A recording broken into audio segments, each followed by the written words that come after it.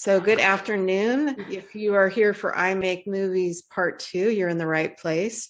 My name is Louisa Higgins. I'm the Arts Administrator for Riverside County Office of Education, and I'm delighted to welcome back our presenter, Vincent Sassone, who is from Northern California, and he is a filmmaker as well as a film instructor and has a wealth of experience and someone who I've enjoyed making films about arts education with over the years. So we have a lot to cover. This is a little bit longer session than we traditionally do, hour and a half, but we're committed to being done on or before 5 p.m. So take it away, Vinny. Sure. So who else have we got here? Autumn, you're here too? Hi. They're coming in. Have you made movies yet? Just a quick question. I mean, have you done it before? I use Final Cut Pro. Great. Terrific. Okay. All right. So you're a pro. I wouldn't say a pro, but I know how to work my way through it. There's some things I'm still researching and looking up how to do things when in the middle. I listen. First of all, I meant it before. Software is just software. I mean, it's something to learn, and it's something you learn as you need it. It's you don't go in and dive in and learn all about the software and then go make a movie. You make a movie and learn the stuff that you've got to do as you go along, right? So you let your storytelling be the horse and you let everything else be the cart. So I think that's kind of a good way to approach it. Well, we're going to cover the storytelling process and the film production process today, so that should be able to help you a lot too. And who else is here? Who else have we got? We have about 12 people in the room right now. Terrific. All right, good. Well, then let's just move on to I Make Movies. We'll have some time for questions at the end.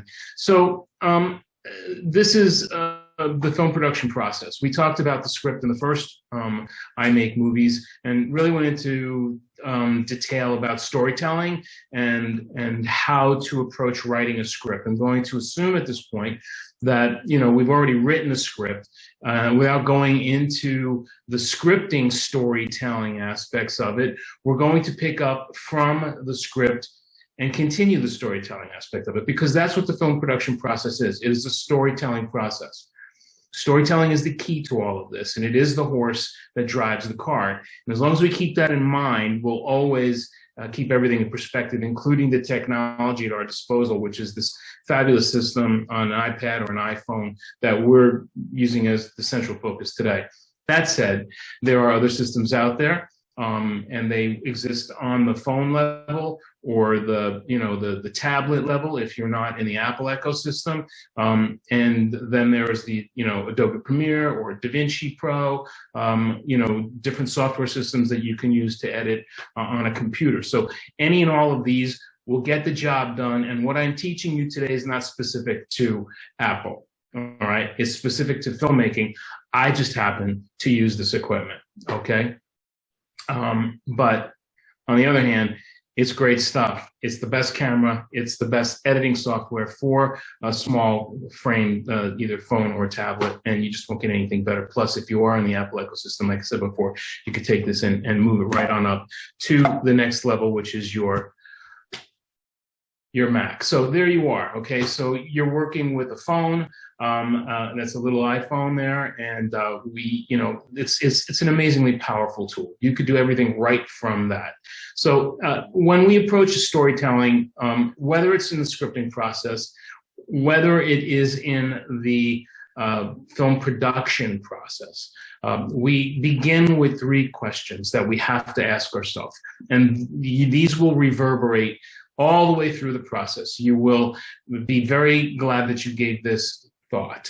The first is, who am I? It's just an eternal question. It's philosophical, but we are answering it every time we do something like this. So that is your first question. It's, who am I? Meaning, what's my perspective in the world? How am I looking at this? I'm the one that makes this story unique. And so it's my point of view that's important. So who am I? How do I feel about these things? What gets me angry or joyful when I wake up in the morning, right? What's my story? What am I sharing? What's the point at this, of this, outtaking, undertaking? And then ultimately, probably the most important question, who is my audience? Who is this for? Or who am I trying to reach? Who am I crafting this story for? Is it for children, students in a classroom because I want to teach them something? Is it a story that I want to reach a certain independent film crowd audience because they're gonna, that's the kind of thing they like? Is it a big general audience kind of a thing, for a superhero kind of a film? Is it a documentary specifically pointed, about towards a certain audience because I want them to do something? It's a call to action, that kind of a thing. Is it, just a spot on television that, is meant to arouse, people and get them to do something politically or think about something? So you have to think about who your audience is. That's as important as any of the other questions that you ask yourself. And that's the way we begin the process of writing a script and telling a story, using the tools that we have.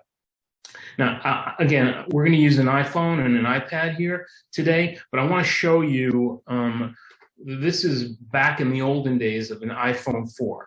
The movie I'm about to show you and the little documentary that follows it is a very brief narrative film made with an iPhone 4. And then afterwards, you get to see the process of making the movie as they did it. And I think it's kind of a great place to start.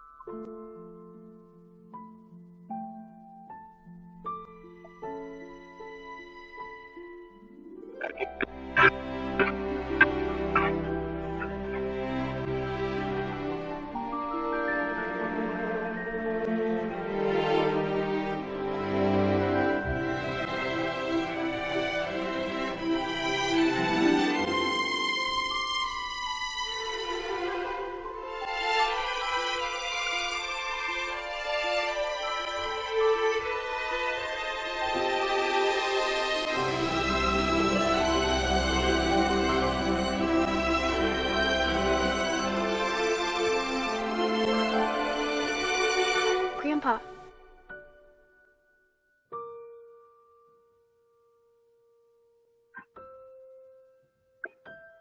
Grandpa.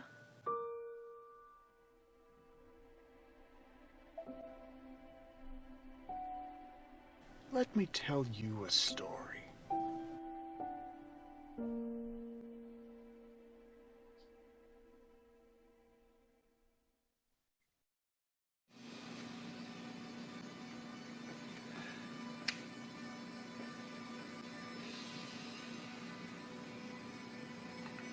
So we're headed over to record some model trains because my dad has the largest collection of garden railroads set up in the middle of the desert that I'm aware of. Ooh, I like the green. Oh, there's one Yeah, of the if we can get There's a colorful. giraffe sticking out of that one. Oh, wow. Yeah. We keep them back there because it's a little more protected than being out here in the heat and all that. Right. So they're they can animals. survive. They are animals. We've got the camera mounted in here, and then I can hit record right there, and then we can let it run, and there's the camera. I don't know. We'll see what happens. All right. Now slow it down.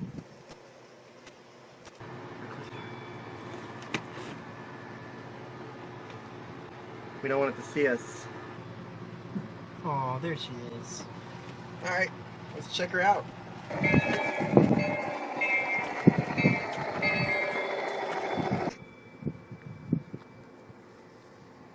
feel like that's it.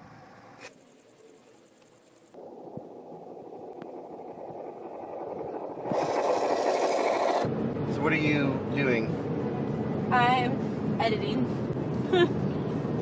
That's what I'm doing. You're editing on the iPhone. I am editing on the new iPhone. Action!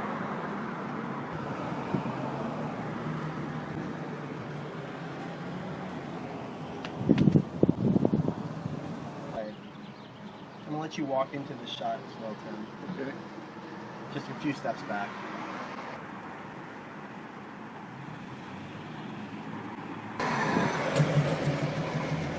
I'm getting to her reaction to this. It's taking me a little bit, but I'm gonna get there.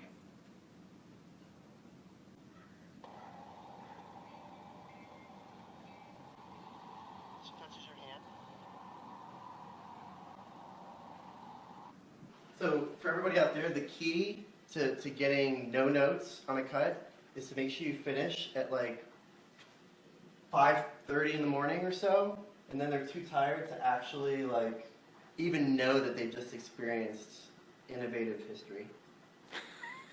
Also, it's to make sure that you're not being recorded at the current moment so that it can't come back to bite you in the ass 2 or 3 years from now. I love this guy. Rebecca, do you I have, love you too. do you have any notes? Where's the popcorn? That's what I want to know. Hits and This is the editor and co-writer. She's asleep because she's been editing for the last 24 hours. What do you got to say? Actually, I did not edit in 24 hours. It's more like 14. How did you edit it? What do you mean? I used my fingers. We export. We'll play it a little bit. The whole thing is in here, along with our music. Yay! Okay, so we're gonna export.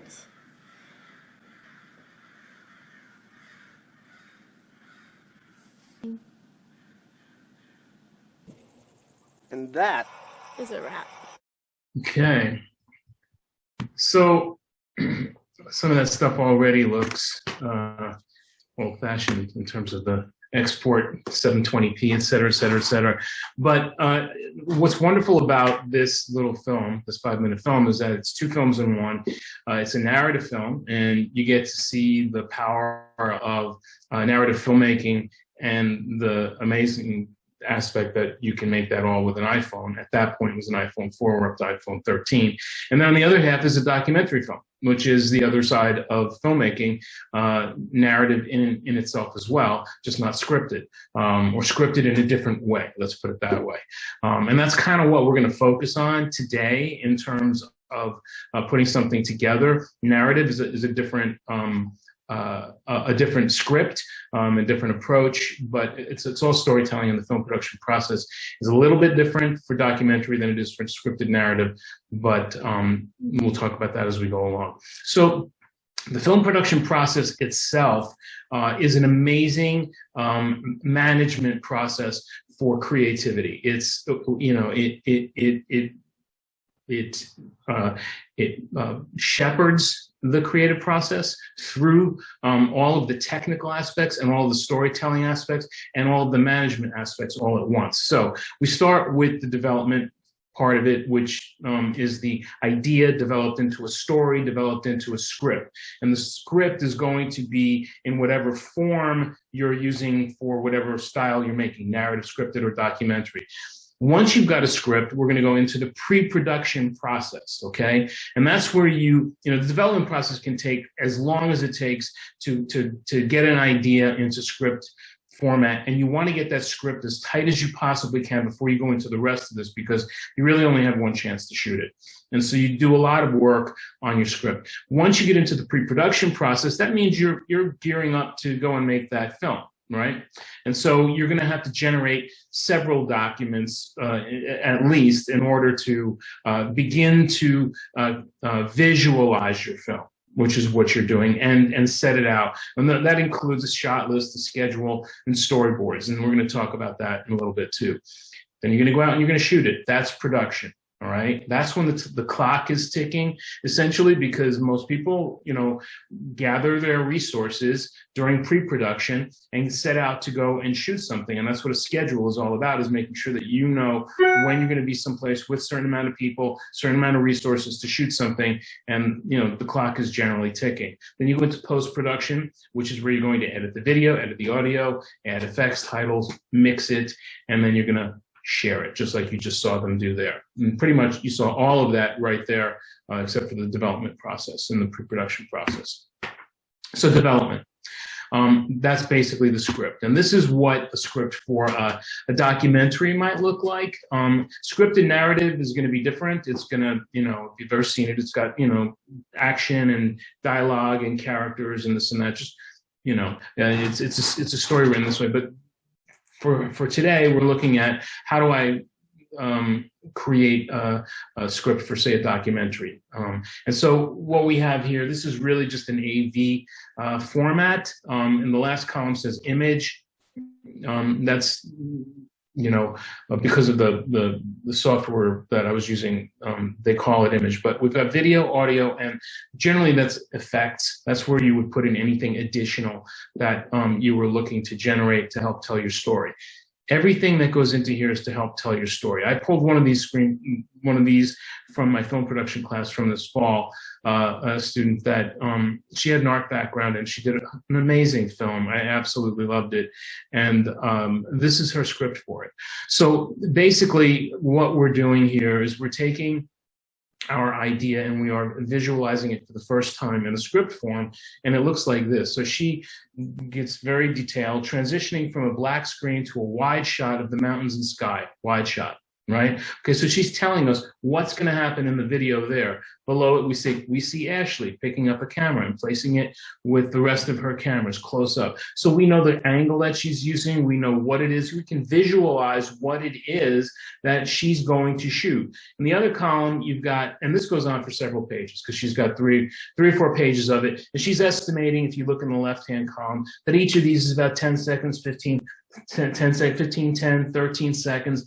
She's giving a general time frame to it. That doesn't mean that it's necessarily going to be that long or short, but it's just generally because my assignment was for them to create a 2 to 3 minute film. If you look in the audio section, you see she's got a sense of the music, the style that she wants there. And then she's got SFX for, winds, birds chirping. And then she's got dialogue. Who am I? I'm a creative. I'm filled with dreams, hopes, and wonders. You already start to get the feel of what this is about. So that's a script. It's well done. And that's basically where we came out of the last I Make Movies presentation with. So now this is where we start jumping into actually getting the thing going, all right? Getting your film going. And it's pre-production. And this is where we're going to get everything ready that we need to get ready in order to be able to go out and effectively shoot our story. Remember, everything that we do, every choice we make is a storytelling choice. So we start with the script and we go into pre-production. Nothing is not a creative choice here. Everything is creative. So we're going to create a shot list. We're going to create a storyboard. We're going to create a schedule. And this is what big, expensive films use as well too, right? The backbone of pre-production is to get all this done. Do technical scouts go out, look and see where you're at, do your casting, et cetera, et cetera, et cetera. But we're going to start with what you need to do in order to most effectively go out and shoot, even with your iPhone or your iPad. You want to create a shot list. Now, where does this information come from, right? This information comes from your script. So you're going to pull it directly from your script, and you're just going to list all of the shots you're going to. Now, Ashley, in her script, she actually, was very clear about what she was shooting and what kind of a shot it was going to be. Each one of those blocks was a different shot, right? A certain collection of them were a scene. A certain collection of them, several of those together would have been, her whole film, right? A sequence of that. So what you're doing here is you see we've got a series of, the script, the shot number, the page, right? Whether it's interior, exterior, this is important. What kind of a shot it is, the camera angle that it's going to be. Is it moving or is it static? Meaning, is it on a tripod or are you moving it either with a dolly or with some sort of a device that allows you to, like a steady cam kind of a thing, something that helps you move steadily, or just walking with it yourself. Is there audio? Who's in it, the subject, and then a description of the shot. What this does for you is this allows you to isolate, identify, and write down every shot that you are going to have to take in order to collect the amount of video footage that you need to compose your story in editing. Okay? So this is all just organizing all of that. Now, there are templates for this online that are very easy to, Google and download. You can, just be as, you can be as detailed in these as you want to, but there's at least a certain amount of information that you need to put into these documents. So you study your script and you figure out what your angles are, what your shots are, how many shots I'm going to do, how many I need to tell my story. Once you've got a shot list down, now you're going to want to bring that to life a little bit, okay? Now you're going to look at your script. Each of these, everything that you're doing is you're looking at your script in a different way, all right? This first way, in terms of the shot list, is you're breaking your script down into shot by shot by shot what I'm going to do. When you go to a storyboard, and you don't have to be a fantastic artist to create storyboards, stick figures will do. The point is to give whoever is looking at these an idea of the composition and the movement and the framing and the angle and the story. All of it is story. You're telling the story visually for the first time, right? That shot list is sort of your transition document from script to storyboard. Necessary because it helps you figure out which shots you're going to create. Here, you're taking those shots and you're literally putting them into what you see the movie looking like when you are done. In fact, when you go to your editing software later on with the clips that you have shot, that you figured out in your shot list and your storyboard, the little thumbnails that you get by looking at them should look a lot like your storyboard. You should be seeing what's in your storyboard later on in your editing software. And we'll talk about that a little bit later. So you can see that there's a little bit of identification as to what's happening, right, within each of these shots, right? But there's no doubt this is a guy walking up to a pool, right? There's a pool and he's, doing his own little creation over here, and then there's a drink, and there's going to be text up there, text underneath the women. Then you got these like little life buoys there, like lifesavers or whatever, or floats and stuff. And that's what a storyboard looks like. And again, these could be stick figures. What we want to see is movement, camera angle, because remember, this is a motion picture. It's not a static photo. It's a bunch of pictures. And so, if think about it, a still frame, video is, depending on whether you're doing it, at 24 frames per second is like a film, 30 frames per second is standard video. Figure it's 24 frames per second. That's 24 photographs per second. Each one of those is an image, but it's moving. And when we think about shooting video, it's much more dynamic than just shooting static photography, okay, still images. Okay, so this is what a schedule looks like. And it may seem a little overboard for you on whatever it is that you're creating to be doing all of this work. But the point is that if you're going to go out and you're going to tell a story and you want to do it effectively, then you need to do this work. This is the work that you do because you want your story to be as well told as it can possibly be. You're also probably not going to be working entirely alone. More often than not, you're going to be working with other people because, trust me, from, my own experience, making movies is not a one-person operation.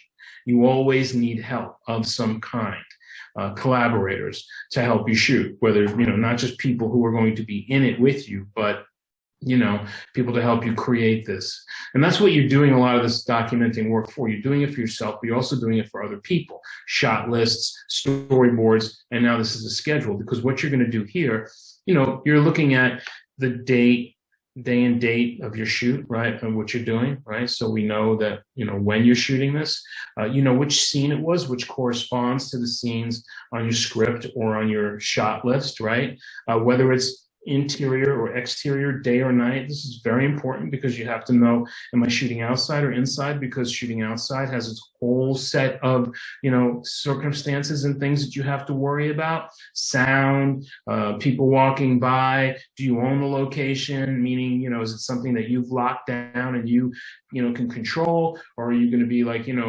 dealing with the elements? Are you out in the middle of, the desert? I mean, everything's got its own challenges. Are you inside? Are you in a tiny room? Are you in a bedroom? Are you in a car?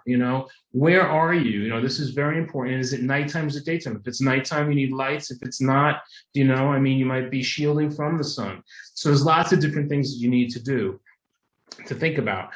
And then you've got your shot description, which very much is going to be, similar to the description on your shot list. The location, where is this taking place? And you can see we group all of our locations because we want to be able to move from, you're going to shoot everything that you're going to shoot at the house, then you're going to move to the next location, and then you're going to move to the next location. So that's how we outline, and you can see that the house is all on day one. This next little location is all on day 2. The third location is on day 3, because you're going to have to move everything and everybody there. And then who are the characters who are involved? Who do I need to bring along with me? Who needs to be on camera, right? And then what equipment do I need? So all of this helps you figure out what you need to go out and shoot. And this looks like a nice tidy little 3-day shoot, right? So just to recap what you've done so far, right, is you have taken your screenplay and you have literally, your script, and you've literally gone from page to visualization to helping you actualize it, actualization by creating the schedule, because you're ready to move now. And the last thing that you want to do, just to make sure that you understand what you have, is you're going to just break down your script. And this is going to be the last step you do before you go and actually shoot your film. And trust me, by the time you get to this point, after the next thing, planning the shoot, you are going to be ready to shoot your film. This is what's called a script breakdown sheet. All right. So once you have all of those other documents in place, you can do this. You take your script, and you go through it, and you can see it's simply filling out this document so you can see what's the name of the location. Each scene in your story will have one of these breakdown sheets, so that for that scene, I'm going to be shooting interior. It's going to be night. I'm going to be at Jake Pope's apartment, right? And the general idea of the scene is that Jake Pope comes home to find the thief, right? The cast is here, right? Any special effects would be there. Wardrobe, what do you need in terms of costuming, right? Are there stunts? Are there extras? No. Props, every prop that you're going to need is going to be there. Do you need any special makeup and hair? Any special production notes? Set dressings, what are you dressing the set with, right? Vehicles or animals, sound effects, things that you have to keep in mind, right? This is everything that you need to take with you to those locations on that schedule, right? So you've gotten all this information from your script. So you see, your script is a really valuable document. Your script is very valuable because as you're writing it, that's why Ashley's script was so well done, because if you go back and you look at it now, you realize she was very thoughtful and very careful about what she put into that script, because she was able to extract all of that information that she needed from it as she went along to create a shot list, storyboards, a schedule, and then to do these breakdown sheets. So that's called pre-production process, all right? And that basically takes us all the way up to production. So if you had done all of this properly, if you had done I'm going to say properly, I'm going to say thoughtfully, if you have given it as much thought as you possibly can, if you have been thorough about it, then you will be as ready as you possibly can be for production. And that's when you're going to go out and shoot. And that's when you're going to commit what you have as a story and develop that point. And this is where you jump into the next round. We make a movie 3 times, right? We make it when we write it, we make it when we shoot it, and we make it when we cut it, when we edit it. And so this is your next opportunity, your next great storytelling opportunity. What you've done all until now is given yourself the preparation that you need in order to go out and shoot it. What you're going to do now is shoot it. Now, you know, Orson Welles said that for him, directing a movie was like presiding over a series of happy miracles. What that meant was that, you know, he got out there to the set with this very well prepared production, right? A script that he and his team had broken down and had thought about. And trust me, Orson Welles would have thought this out 6 ways from Sunday. He would be very ready to go out there. But what he meant was that no one is going to be shooting this like that's airtight. What he wanted to do is he wanted to leave room on the set for what he called the miracles, right? The little magic things that happened that, you know, because there was some room for actors to breathe a little bit, you know, because he understood an acting process, because he understood what the cinematographers do. He understood that things are going to happen. So what you're doing is you're creating something that is about 90% airtight that you're going to go out and get. It's your meat and potatoes. If that's all you get, you can go home and you can cut a fantastic movie. But you're also going to be looking for those special things that happen that you just didn't plan on, that you want to be ready to be able to take advantage of, right? Some wonderful little thing happens when you're shooting and you're like, oh my God, that's fantastic. I've got to get it. Well, if you're prepared and you've gotten everything else that you can get, you'll have the time to get those things. You'll have the ability to get them. Point being is that the more prepared you are, the better and easier and more fun you're going to have when you are out shooting. And the more fun you have and the more prepared you are, the more complete your storytelling is going to be. All right. So the first thing is we have a camera on our phone or our iPad, or we're just bringing out some other camera. But no matter what camera you're using, we're going to be looking at, you know, certain things. The most important job that a director in a film has is where to point the camera. It's not like a stage play, right? A director in a stage play has to, you know, get you to look at certain things by certain staging techniques, right? You know, still you're free to look wherever you wish when you're looking at a stage play.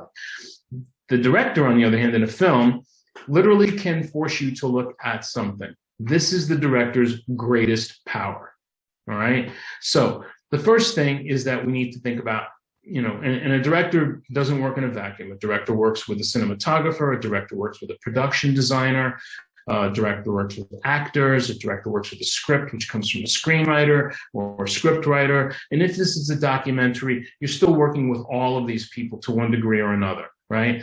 And, you know, if you're not working with actors, you're working with subjects in your documentary. And there's a whole different, you know, readiness to being, you know, out in a documentary situation where anything could happen. And depending on your subject, you might even be putting people in danger, you know, but the more prepared you are, the better it's going to be. So the first thing we're going to consider when we shoot is this thing called the rule of thirds. And that basically is where the eye rests when we look at, you know, a screen. So, you know, generally speaking, our eyes go over every single still frame of a motion picture, just, you know, really quickly gathering in all the information as it goes, and our eyes move in a certain way. Well, that's what the rule of thirds helps us to take advantage of. And you see here two different shots here, right? And on the one on the left, you see the guy is there standing on the rock. And you see in the crosshairs that we have, which you often see, you can bring up in a camera for you to look at, to guide you. The most powerful point on that image, on that graph, is going to be the most powerful points are going to be where the lines cross. That's where our eyes, you know, go, generally speaking. They go in a circle around that, and then they come in on the top left corner and they go back out the same way after having gone sort of clockwise around all of this and gathered up all the information that's in there. And the first place it stops is right there where his head is. That's why his head is there. Now, there's a lot of people who, you know, believe in this and believe that this is, you know, this is the most powerful way to tell a story imagistically. And so, you know, everybody's going to have, you know, other things they want to bring into the storytelling, but you can't change the fact that, there is definitely some science to this as well as artistry. So if you think about it, and you can see where he is, he's not center, he's the subject, but he's off to the side. And this gives us a whole lot of other information, which, adds to the story as to where he is. Remember, every choice is a storytelling choice. Similar to the one over here on the right, where you've got some certain amount of the geography of the earth on the bottom with some windmills and then sky going there, and that definitely gives a feeling and a mood to this piece. I'm going to show you some of this, not all of it, of this video about the rule of thirds, because I think there's some really important things in there. So did you know that there is one rule of composition that can really make a huge difference in the photographs that you take? It's called the rule of thirds, and we're going to talk about it in this lesson for the next few minutes. So I would listen up and check it out, because it's one of the most important things you might learn in this course. The rule of thirds basically just asks you to divide your images up into 3 pieces on both the horizontal and the vertical axes. So here you can see me doing this to my favorite photo as of the last few months here. This is my grandmother in her kitchen. And the rule of thirds is probably one of the things that I was thinking of most, sort of in the back of my mind, when I was taking this image. And it's one that I think of a lot when I'm shooting. The rule of thirds says that it's really great to put your subjects and different parts of your composition on these lines, on these third lines that you build. So imagine you fold your image into 3 pieces, and you create these 1, 2, 3 little panels in both directions, and 1, 2, 3 in this direction as well. And then you can take that line and say, okay, I have important here. I have this sort of leading line in the background. It's called a leading line when you've got sort of a line through your image. I'll put that on this lower third here, so on this axis that you see down at the bottom. And then I've got my grandma's smiling face here. She was so mad at me because I was taking pictures of her with her curlers in. And I put her face right there on the other one. If it was a really close-up image, maybe I would put her eyes on there or something like that. But no, I put her face, and she is standing then on this line right here, which is one of our thirds. And over here on this other third, I kind of had this other leading line that was this countertop, and then it led down to this bright spot, which is always nice to have a bright spot sort of near one of your rules of thirds sort of intersections there. And then the s'mores that she was making for my cousin's wedding are right there. So this is how the rule of thirds works. And the rule of thirds works for lots of different images. How about we kind of line 2 images up next to each other right now? You can see here that this image to the left is not sticking to the rule of thirds. So the lines are kind of maybe like right here. And then on this one, it's about right here. And our vertical line goes something like this right here. And in this image, you can see one of the really great things about the rule of thirds is it's good for landscapes. You can see when you put the horizon on this lower third line, you get a really nice landscape. And when you put this piece of sort of jagged, this sort of important piece of your composition, sort of a tall piece of this, I would almost say is the subject of the image, you put it on that third and it looks pretty nice. And you actually also have this very nice, when you put this rock on the left third, you see that you've kind of got this nice spoke action from the clouds up top, which here it looks there's a little bit of a conflict here. And you're also, when you look at this image, not exactly sure where to look, because you look right at the middle and then your eye kind of is not really sure where to go after that. You also sort of have this awkward distance here. This proportion of the sky to the ground is also a little awkward. So here in this image, they've done it all right, and I would say they did a pretty good job. And somewhere in between these 2 images, I would say, is maybe a better image. But this is borrowed from some really great person on Wikipedia who volunteered their images for this project. So that's really great. Okay. Now here you can see So these are some ideas that obviously we're just touching on here, but we can go into, you can study in much greater detail. The camera angles are another aspect here. So, and that basically means, whether it's a wide shot, a medium shot, a close shot, over the shoulder, which is, very typical in, when 2 people are talking, high, low, Dutch, which is a strange angle one, pan, zoom. These are all different angles that we use. And remember, we're talking about motion picture.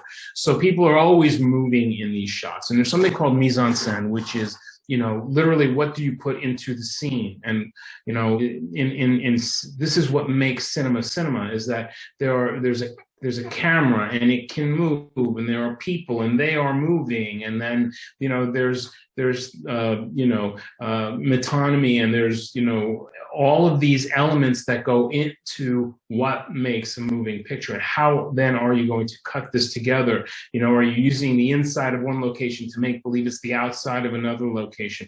What is the geography that we're looking to create in all of this? And this is how we do it. We do it with camera angles. We do it with, the rule of thirds. We do it with framing.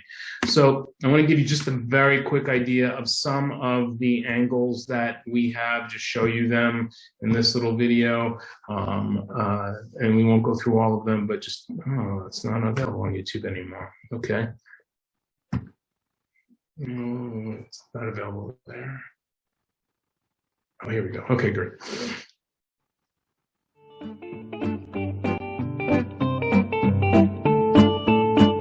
You can't see it, Vinny. Okay, hang on.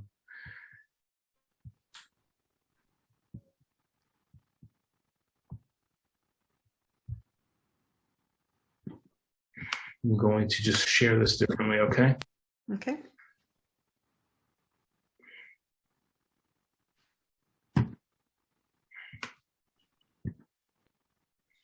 Can you see it now? Yes.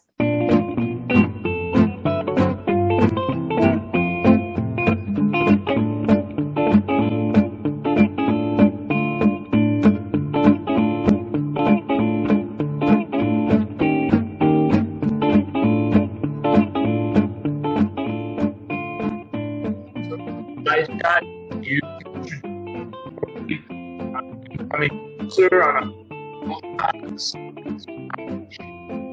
most important day.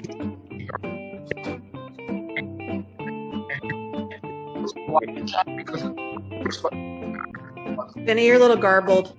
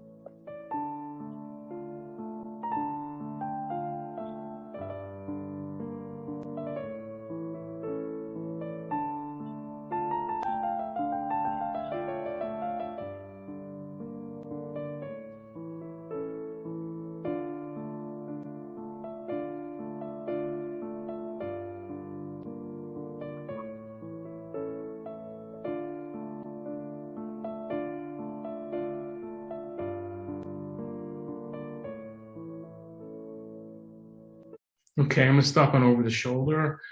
I'm gonna go back to.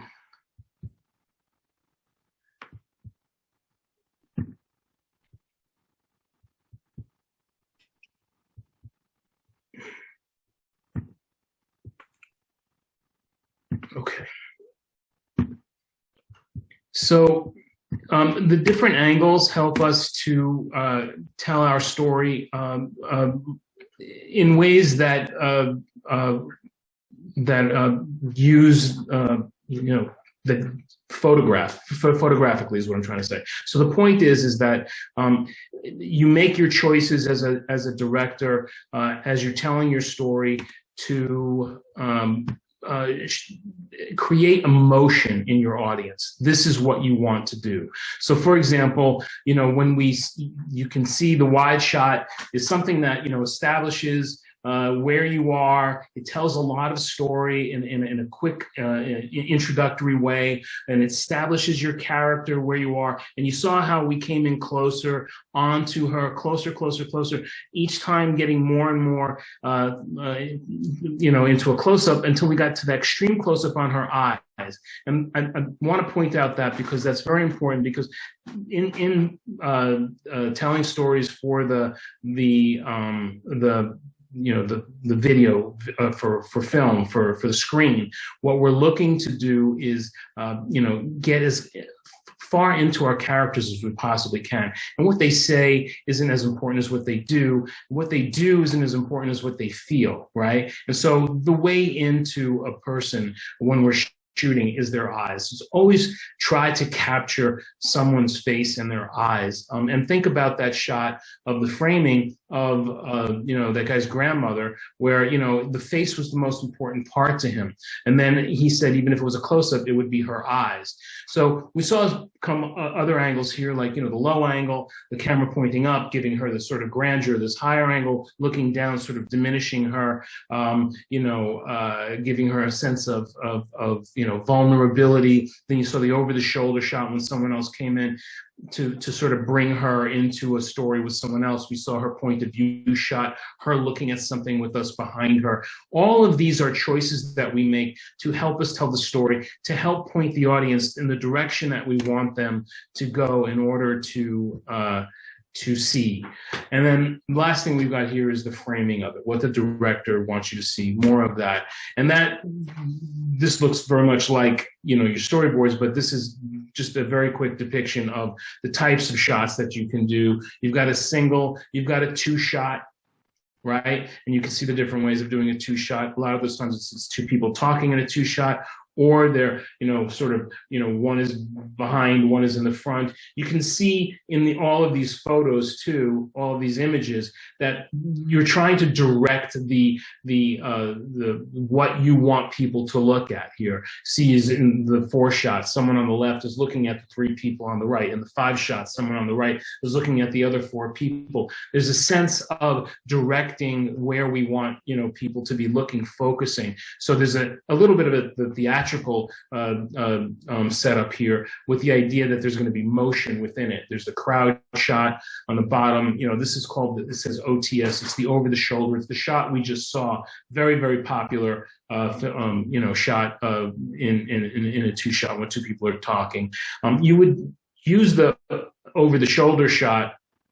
You can also use close-ups of each person in a conversation. The 2 different types of things there, just to show you the difference, is that in an over-the-shoulder shot, that would usually be used in a situation where the characters are connected in some way, whether it's romantic or they're discussing something that, because they're connected in some way, the relationship. You want to show that they are together. Whereas if you put them in close-ups, you're isolating them, you're separating them.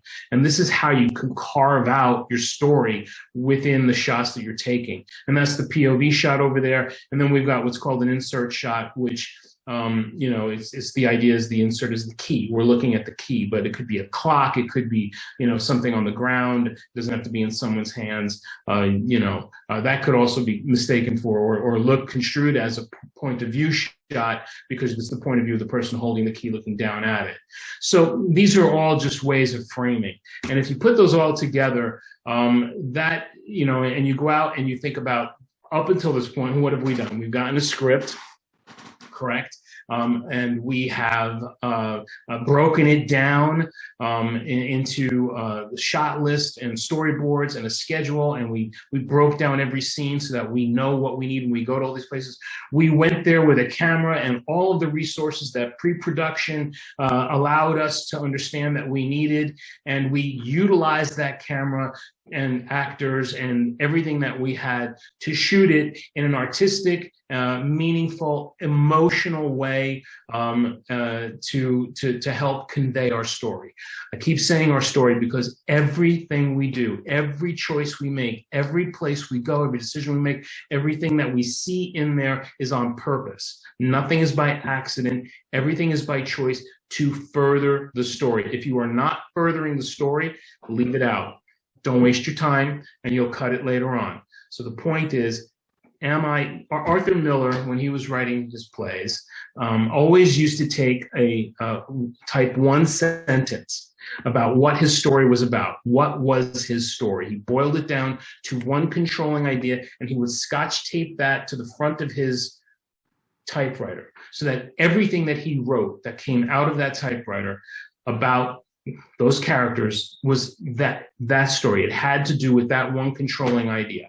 And that's what you're doing. You have a controlling idea. Don't get off track, stay on point, and always be telling your story.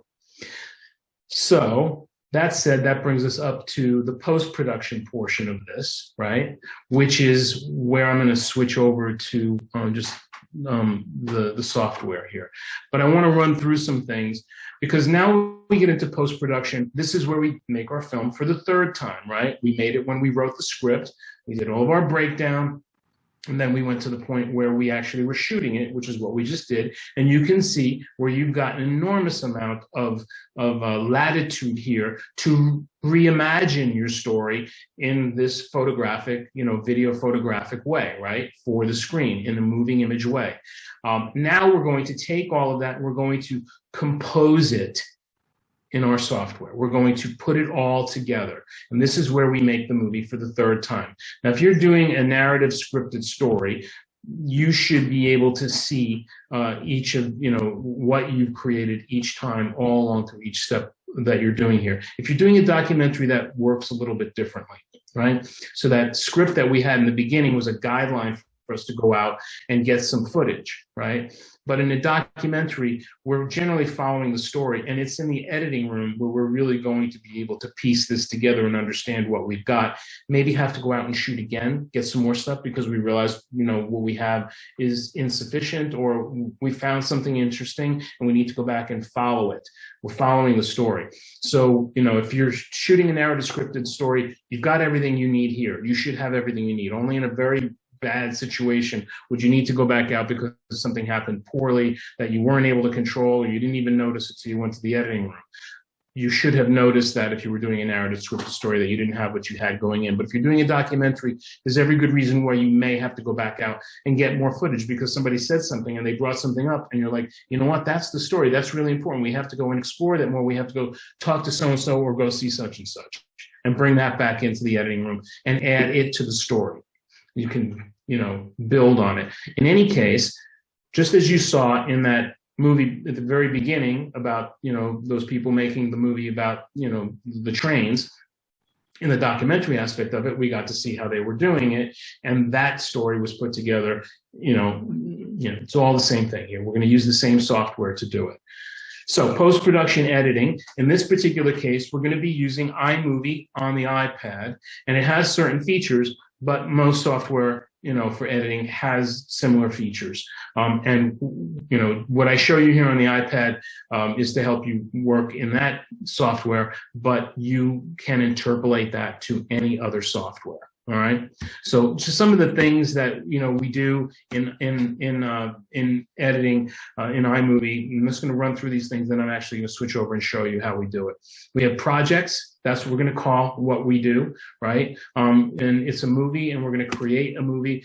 These are the things that you can control in this editing software. And this is why it's so robust. There's in the settings, you have filters, you have themes, soundtrack, fades, and speeds. I'm going to go through all of these. I'm just running through this because I want to just give you an overview.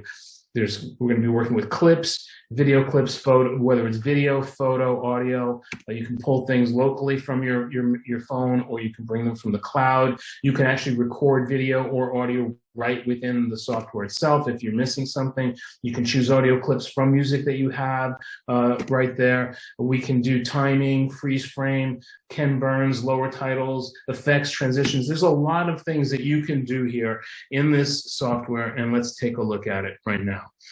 So I am connecting my iPad to this. And I'll show you.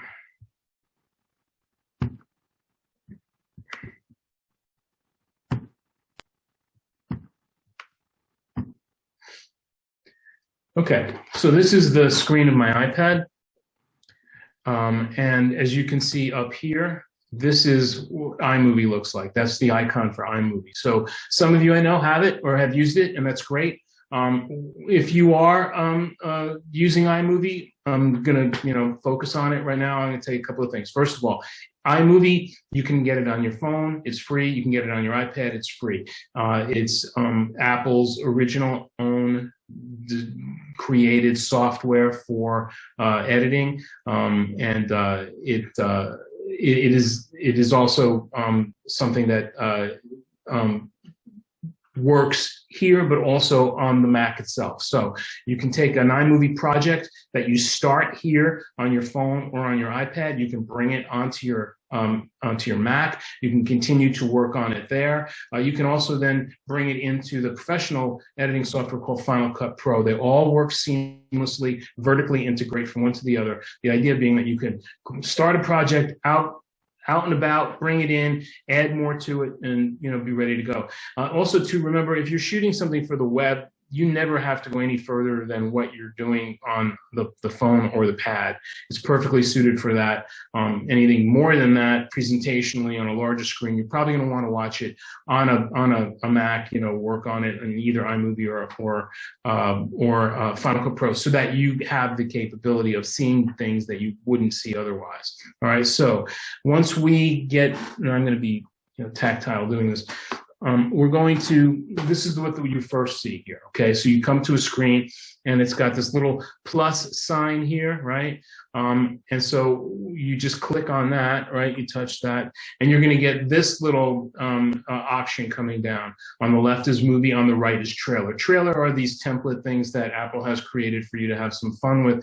Ignore those. What you're gonna do is you're gonna click movie, okay? And when you click movie, you're going to come up to see basically this is the material, the footage, the video, the photos, everything that you have that exists on your iPad. Now, we're assuming that you've done one of two things, that you have either used the iPad or the iPhone that you are editing on to shoot and acquire the video or the stills and the audio that you need to create your film, or you created them somewhere else and you have brought them into your iPad or iPhone, either through AirDrop or through Google Drive or Apple Cloud, iCloud, something like that, okay? The idea being that, you're connected somehow to other devices or whatever. Assuming that I airdropped footage that I shot from my phone. I like shooting with my phone. I don't like shooting with the iPad. The phone has a much better camera. It's easier for me to move around with and manipulate. I like it better. There's a lot of accoutrements that you can get for shooting with your phone and your iPad that help you stabilize it or move it, around.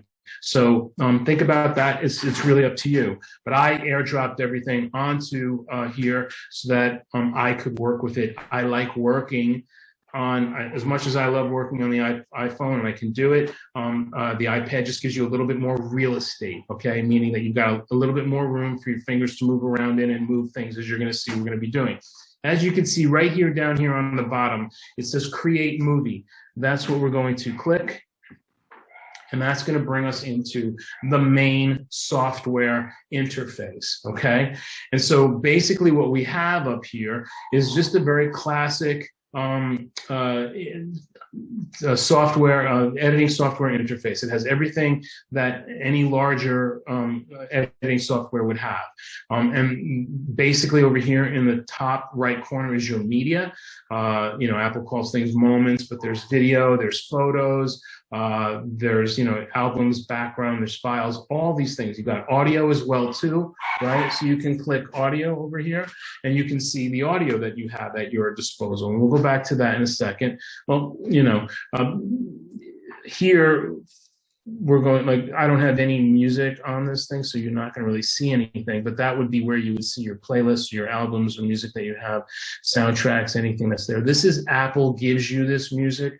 Okay, so what we're looking at here is, this comes with iMovie, so you have some music that you can play with there. And then we've got sound effects, and also something that Apple gives you that you can play with, that you could bring in. Okay, so, and if you go back to, by clicking media, you can see that we have, looks very similar to when you open up, your camera app or your Photos app on your phone. You see we have favorites. I didn't favorite anything, but recently added video, right? These are our clips that are here for us to use that we want to use, right?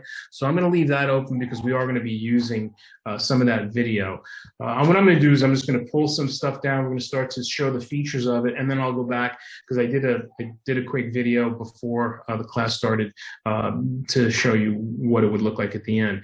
Here, right, is when it's telling us what we're going to do here. So select media to insert into the timeline. Well, this down here is what the timeline is.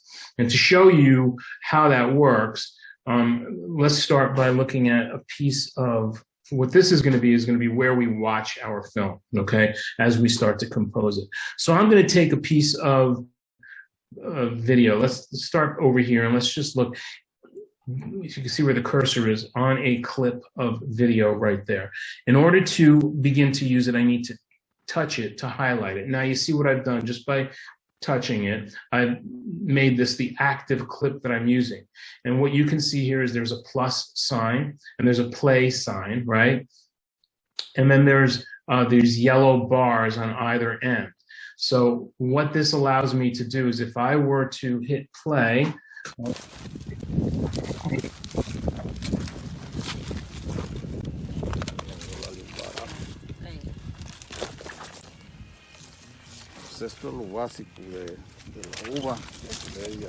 the video that I have, okay?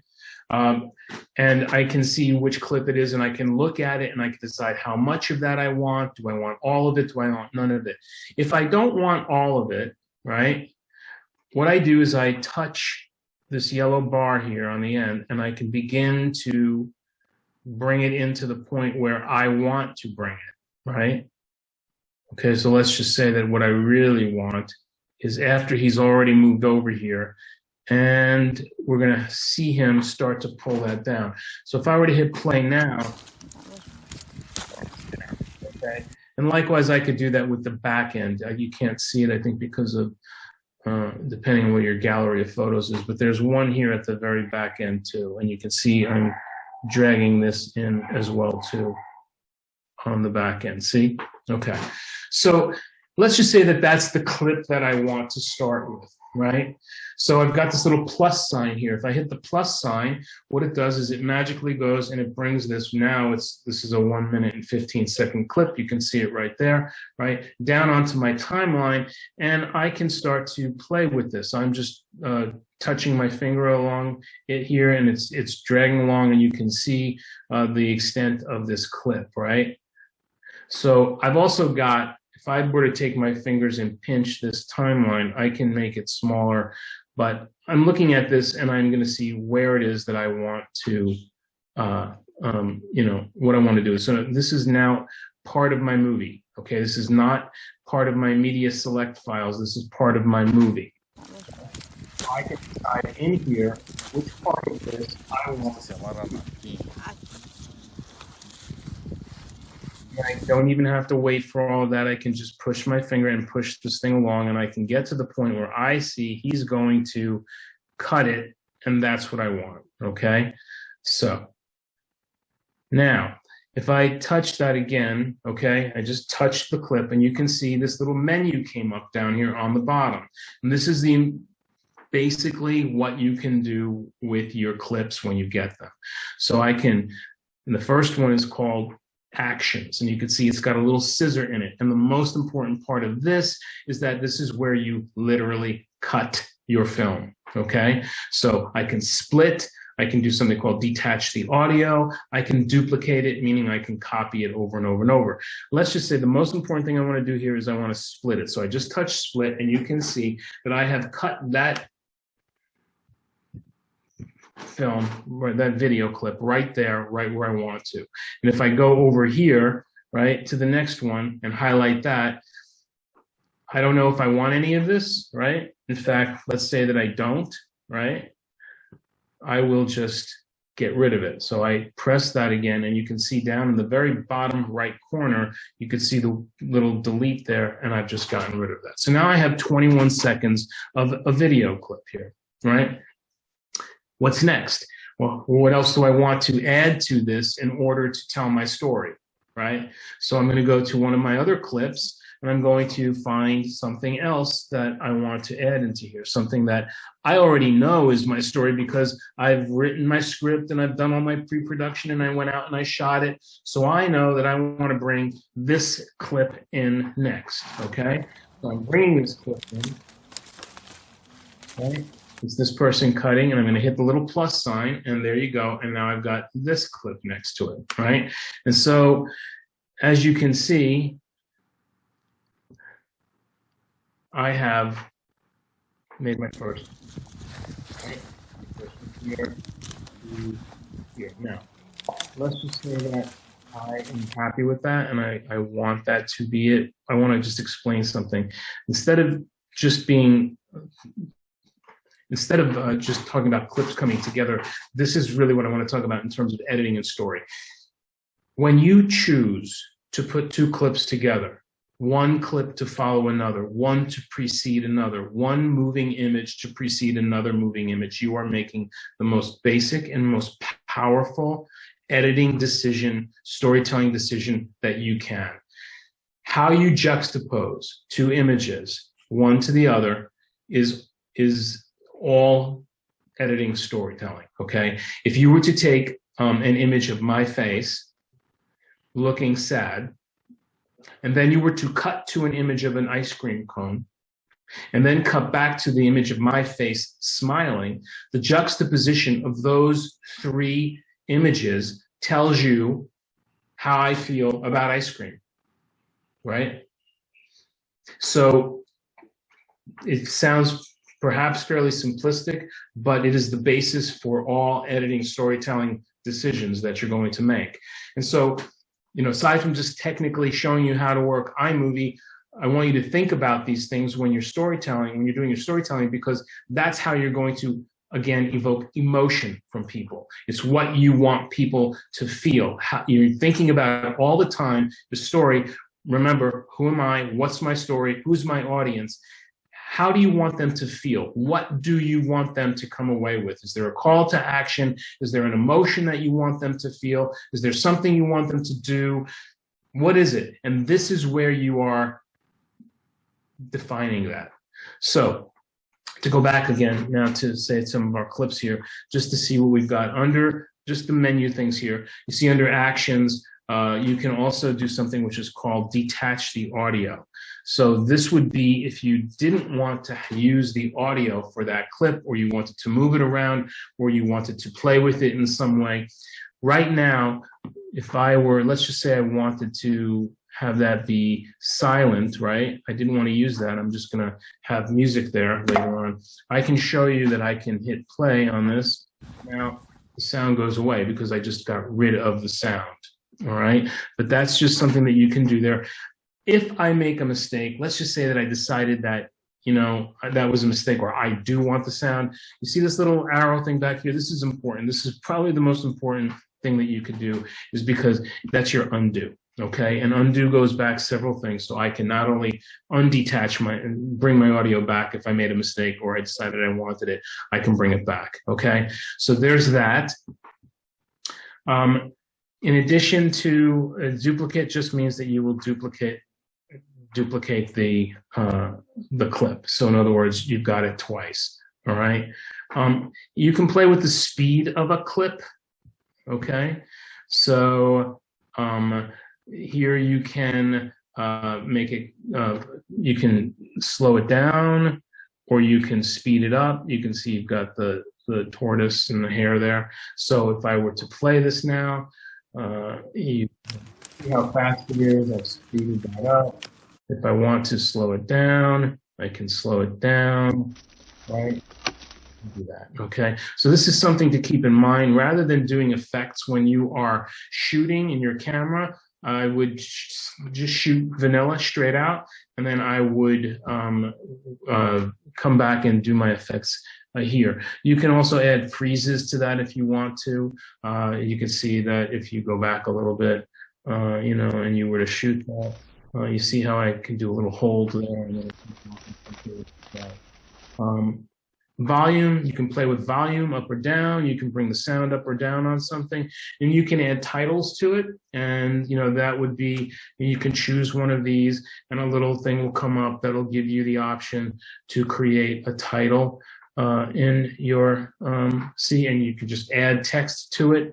So you can just click on that and edit it, and then it gives you the opportunity to edit, right? Edit. There we go. Your text that way, right? You can come up with that. And I'm going to show you what this all looks like in the end anyway, okay? So then you've also, and you've got a whole bunch of different text that you can play with. And then you've got filters. If you really want to, you can play with filters. There's some settings that you can play with here in the beginning. You can give it a fade in from black, a fade out from black. You can add some, you know, music, theme music from the sound, but I wouldn't, you know, I don't play with that. I use the sound that I want to. You can bring in audio here. So for example, if I'm going to go now to audio, say I've decided that this is my cut the way I want to do it, right? I'm going to bring in some music from Apple's music here from soundtracks, let's say, and let me just bring in, I can choose something like right here, this one, okay? Better than, I got Evergreen, I've already got this here. So just say I want to bring that in, you can see that it'll then just the way it brought video in before, it'll bring audio in. So now if I am playing this, okay?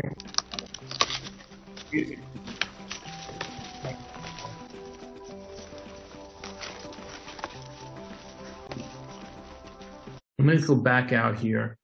There are a lot of different, you know, things that you can do with editing software, but you know, it's what you make on the timeline. It's what you compose, and you know, as I said before, you know, to make a movie is to learn all of the little ins and outs of the software as you need it. What I just showed you is the most basic stuff that you would need to tell a story, and what you can use effectively to tell a story, all right? There are tutorials that you can go through that'll spend hours with you on iMovie to help you, you know, learn different aspects of it. My suggestion is, you know, if you really want to, sit through that, but I would say get a story together, go out and shoot it, and learn iMovie as you cut. That's how I did it, and it's the most effective way. Let your story always be the horse that drives your cart here, and you'll get through it much more efficiently, effectively, and learn better. Learning as an experience rather than something as by rote. So I'm just going to show you very quickly. First of all, if I click edit down here, if I hit play, we'll be able to watch the movie. If I click edit, we'll be able to go into it and work on it some more. And then I can also share it, right? I could play it down here. If I hit this play full screen, it'll play this little movie full screen.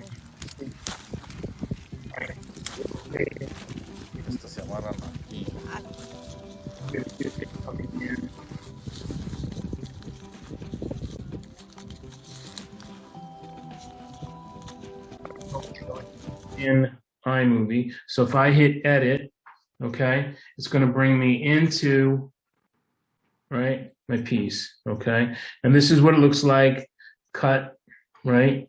So if I were to hit play here, Okay. Esto se amarran aquí.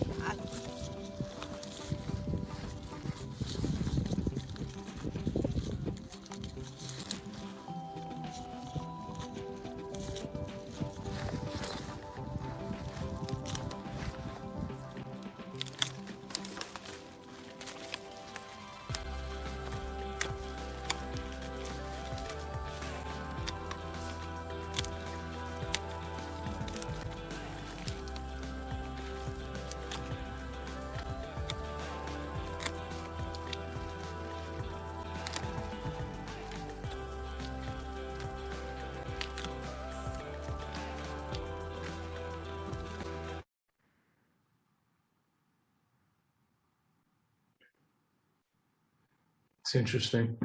I created a little 1-minute movie and I don't know where that went. Oh, okay, here it is. Sorry. Vinny, you have a 10-minute warning, just FYI. I do want to show you this because that was not it. That was the one that I was just working on. Sorry. Okay, so this has the titles.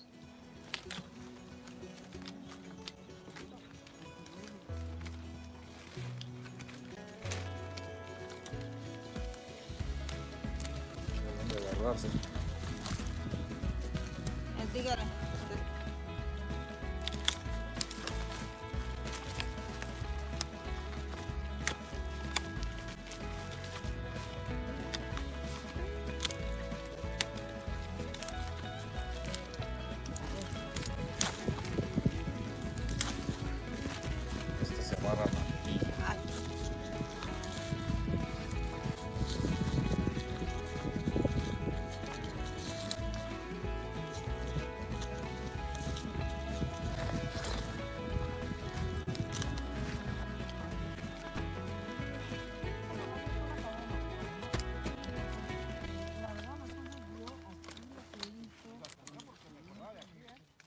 And there you go. Okay.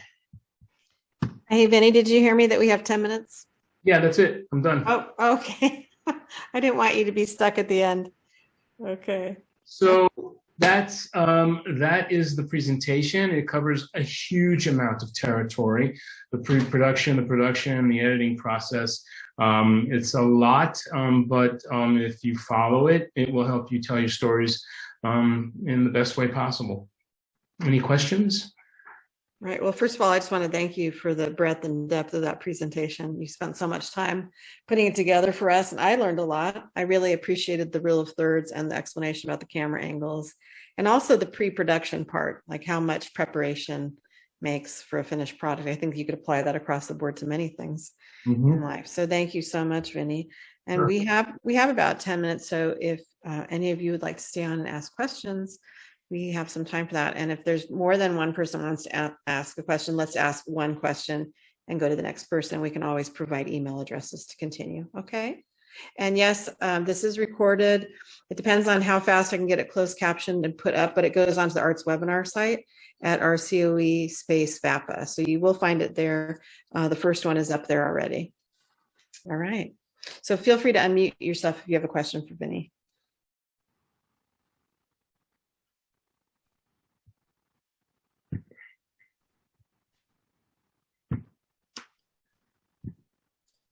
I guess I could ask, where would be the best resources to find? I mean, I've been looking through YouTube when I have a question, like to get through something or to find a special feature for Final Cut Pro. But is there a specific YouTuber or resource I should look for to find help with how to get through that? How to get through learning Final Cut Pro? Yeah, I guess like when you're stuck and you're trying to undo something you shouldn't have done, or trying to fix what you like if you have an idea of what you want and really want to get there better. Well, first of all, Apple has great video and textual resources for you. But if you go to the College of the Desert YouTube channel, College of the Desert Film Program YouTube channel, we created a series of video tutorials specifically for our curriculum on iPad, iMovie for the iPad, iPhone, Mac, and Final Cut Pro. they're done by a guy named Bob Chakakis, who used to work at Apple. I created the curriculum, told him what we needed, and he went out and he created a whole bunch of videos that are tutorials. So go to our YouTube channel and look for them, and they're there, and they're just open source for everyone. Awesome. Yeah. Good question. Somebody else.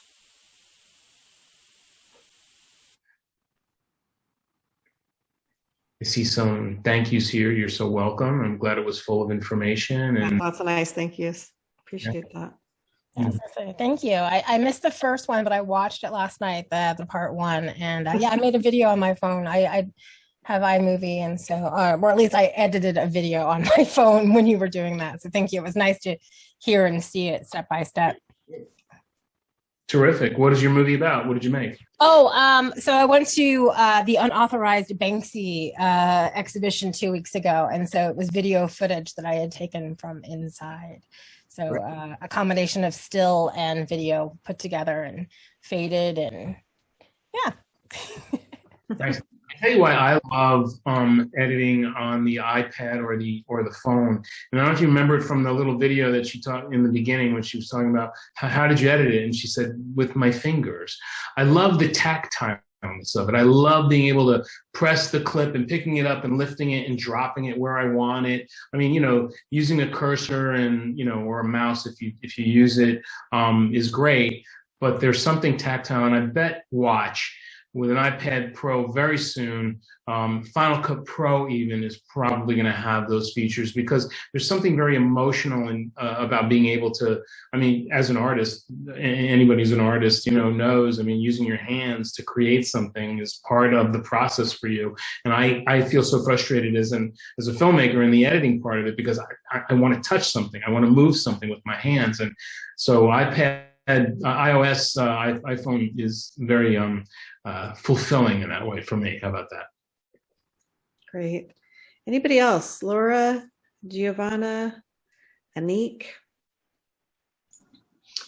I just want to say thank you so much. I've used it for, I actually came to this presentation to see all the steps that you really did an excellent job breaking down, and your visuals they help me understand versus just the language. Sometimes it's very esoteric when it's something you do and you explain it to someone else. It's just, so it was very nice to see those visuals and jump back and forth. I had used it before in my class, and now that we have a smartboard, I've used it for reading books. So I take pictures and I import them, but I didn't know the steps as far as storyboarding to create a movie or anything like that. So that was the other component that I felt was super beneficial, and you did an excellent job kind of breaking everything down. And so I really appreciate that. So thank you so much. You're so welcome. Thank you very much. And that those documents that you can Google those, and you can find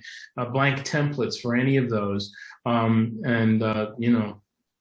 They really do help. To me, the first time I made a film and I walked through all those, processes, it was such an amazing, joyful thing, because I realized, I was getting to look at my film from so many different angles before I even shot one frame of it. And it really did make me feel comfortable and confident going out when we were shooting it, to know that I had at least a solid game plan, Great. Thank you, Giovanna. Laura, do you have anything for us? Any comments? Oh, I thought the presentation was wonderful, and the storyboard, the pre-production is very valuable, because I like the editing, and I don't think about it when I'm shooting everything, going out there and putting it together. I'll just be doing that on the fly in the editing room. And so thinking about the storyboard and the shots and having everything laid out before you start shooting and editing, I think is will be a big advantage to make better movies. Absolutely. If you are an editor, if you're naturally drawn to editing, that's great, because one of the other things in pre-production that doing all of that does is it forces you to think about editing, especially the storyboard part of it. What is this going to look like when I get to that timeline composition, when I have to pull media clips out of somewhere and put them together, juxtapose them on a timeline? What am I going to have? And what am I going to do? Exactly. And also, I wanted to ask you about your transitions. What kind of transitions do you like to make your scenes most professional looking? I don't use transitions. I just do hard cuts because I feel that transitions are soft, touchy-feely cheating. I think you saw one where it's there by accident. If you can't get your audience to move from one clip to another with you without feeling like you made a cut, I think you're not being as successful as you possibly can. I think the idea of it is to remember that what we're doing is we're creating a sense of continuity, not just of images, but of emotion, feeling, and the best way to do that is to move from one clip to the other, because that's what the audience really wants. They don't want you to tell them what to feel. They want you to lay out everything there so that they can feel it for themselves. And I think transitions are just a cheat. That's all. So I don't use any. I just cut. Yeah. I didn't know that. Well, I want to wrap up. I want to thank you once again, Vinny, for all your time, effort, and expertise for opening up the world of filmmaking to us as creative teachers. And I want to thank the teachers for their time to be with us and to use your creativity and efforts on behalf of your students. So that's a wrap. Or what do you say, cut? Thanks, everybody.